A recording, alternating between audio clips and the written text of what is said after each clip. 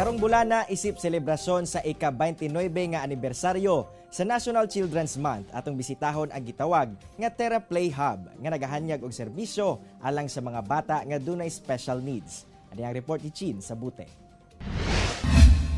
Daw ang naalang sa playground tungod sa mga mabulokong dulaan ug libro nga makita.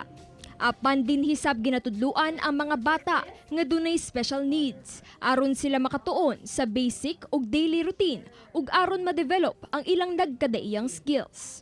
Kanang mga parents na nanay makita na red flags sa ilahang children or mga signs na siya delay or developmental delay.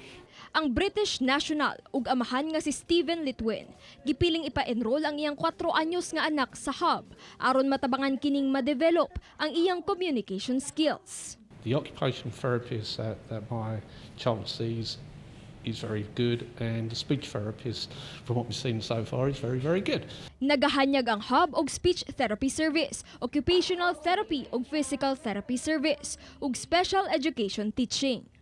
Long-term treatment plan kini aron masiguro nga dunay development ang matag bata.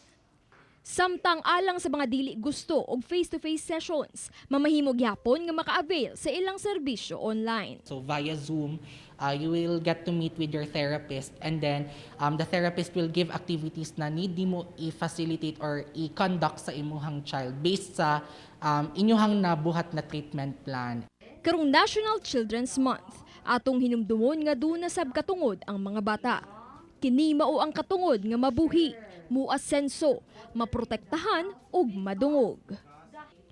Kauban si Joe Pascual sa kamera.